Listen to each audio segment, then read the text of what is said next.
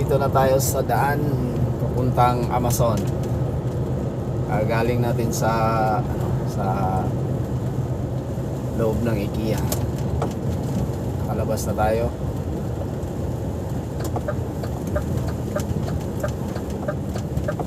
Turn right, L609. Madilim.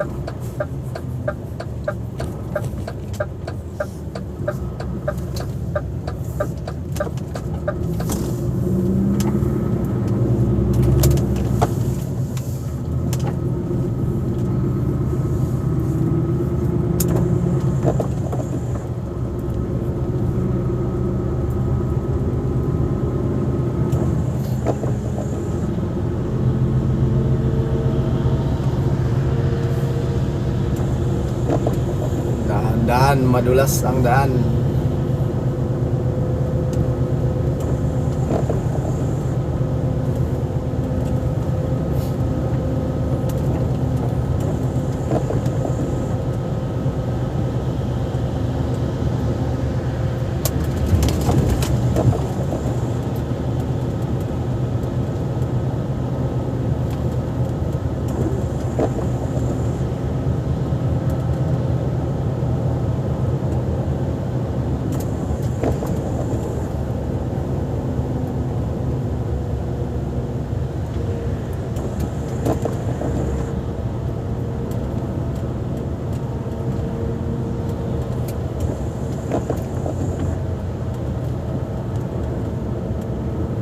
After 1.2 kilometers, turn left, A2.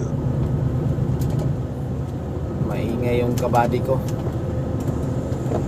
Ito yung kasama ko nagtuturo sa daan, yung tumtum navigation namin.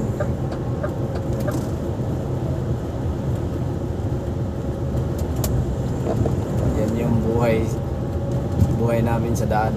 Pag wala yan, ligaw. After 800 meters, naabot. turn left. Siya nagtuturo kung saan kami papasok, saan lalabas.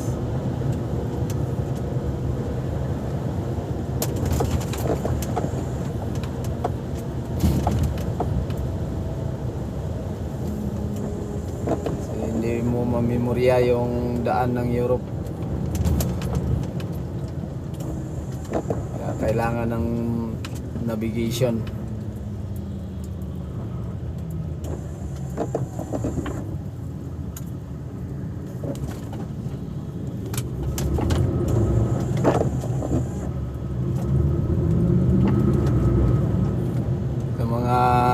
Kapwa naming Pilipino na nagbalak na mag-apply, mga kabady namin na mga driver,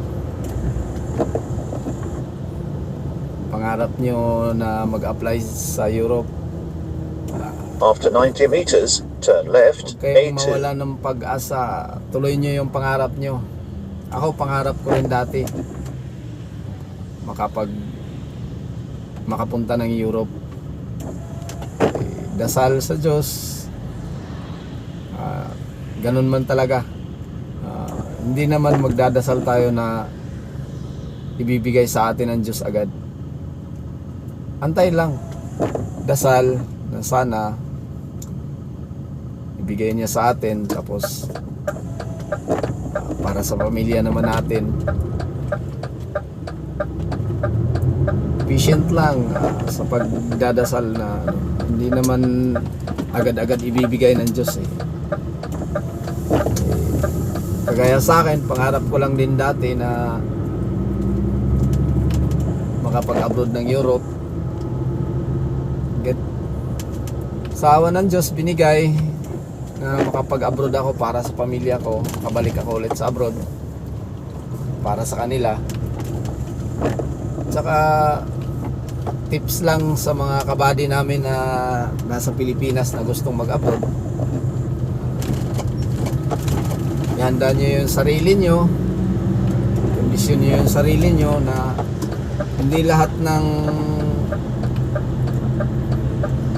bansa na pag-a-abroadan natin maganda ang pupuntahan natin.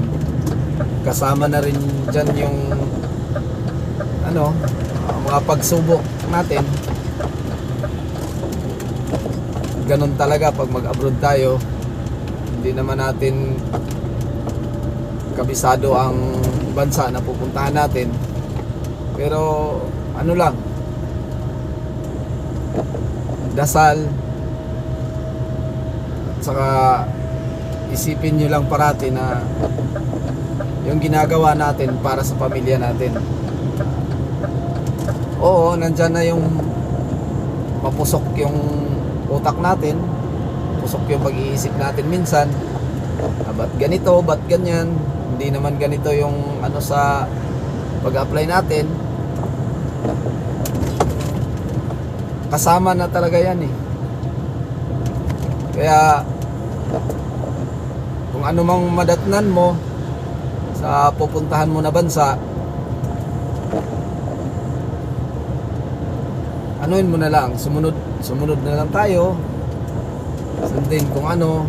Pag tingin na medyo sobra na, siguro hindi ka naman nag-iisa rin, may mga marami ka rin kasamahan na Pilipino. Pag nasa isang company ka, go the flow na lang. Antayin kung anong mangyayari sa mga ibang kasamahan din. Ano lang talaga, sumunod kung ano yung nararapat para sa atin naman din yun. Tsaka tuloy nyo mga pangarap nyo, buddy, na maka abroad kayo.